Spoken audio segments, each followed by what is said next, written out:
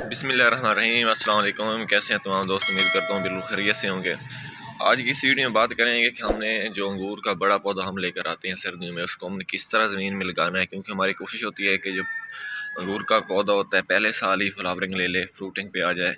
तो उसके लिए आपको कुछ टिप्स बताता हूँ, कुछ तरीक़ाकार बताता हूँ कि जिस टाइम आपने पौधे लगाना है, लगाने से पहले और लगाते वक्त आपने कौन कौन सी एहतियातें करनी है। तो जिस टाइम आपने अपना पौधा लगा रहे होते हैं ज़मीन में, आप लोग शिफ्ट कर रहे होते हैं पौधा, क्योंकि 4-5 या फिर इससे भी ज़्यादा दिनों से वो बह रहा होता है, उसमें उखड़ा हुआ होता है ज़मीन से। तो आपने लगाने से पहले कम से कम 5 से 10 मिनट के लिए अपने पौधों को जड़ों समेत पानी में रख देना है। जिस तरह हम लोग कलम को पानी में रख देते थे, इसी तरह आपने अपने जो पौधे हैं इसकी जड़ वाली साइड को आपने पानी में रख देना है कम से कम 5 से 10 मिनट के लिए। उसके बाद आपने अपने पौधे को ये काफ़ी ज़्यादा आपने डीप इसका जो खड्डा सा है वो बना लेना है।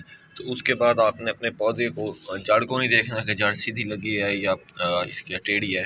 तो आपने अपने पौधे को ऊपर से देखना है कि आपका जो पौधा होना चाहिए वो बिल्कुल ऊपर से बिल्कुल स्ट्रेट होना चाहिए। आपका पौधा अगर ऊपर से स्ट्रेट होगा तो इसके लिए काफ़ी ज़्यादा बेहतर है, इसकी फ्रूटिंग के लिए बेहतर है। तो अगर ये टेढ़ा होगा तो जिस टाइम इसके ऊपर फल ज़्यादा लगेगा तो इसके जो है नीचे गिरने के चांसेस बहुत ही ज़्यादा हो जाते हैं। तो आपने अपने पौधे को एक तो बिल्कुल सीधा रखना है, ऊपर इसका जो तना है वो बिल्कुल सीधा होना चाहिए। तो उसके बाद अगर आप लोग इसे मीन के गांव समझ लें या विलेज समझ लें, अगर वहाँ पर लगा रहे हैं तो वहाँ की मिट्टी अच्छी होती है, तो उसमें आपने किसी भी किस्म की मिक्सिंग नहीं करनी। हाँ, अलबत्ता आप लोग गोबर का कंपोस्ट करना चाहें या फिर पत्तों का कंपोस्ट जो होता है वो इसे मिक्स करना चाहें तो दी बेस्ट है।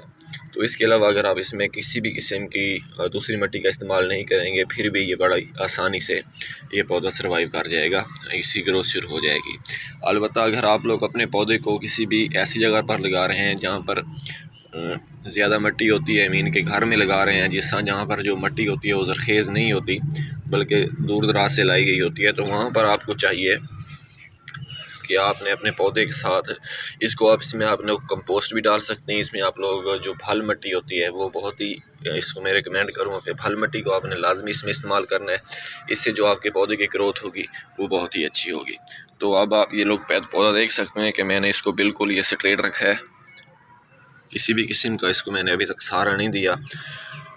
तो इस टाइम आपने इसको मिट्टी से इसको आपने पुर कर देना है, फिल कर देना है। ये मेरे पास दूसरी मिट्टी थी तो ये मेरे पास अब फल मिट्टी है। इसमें आपने एक और एहतियात ये भी करनी है कि इसको पानी आपने तब ही देना है जब इसकी जो मिट्टी वाली तह है बिल्कुल खुश्क हो जाए। इसको अगर आप लोग ज़्यादा पानी देंगे तो अंगूर के पौधे को ज़्यादा पानी की ज़रूरत नहीं होती। आपने इसको मुनासिब टाइम पर ही पानी देना है, जिस टाइम इसको पानी की ज़रूरत होगी।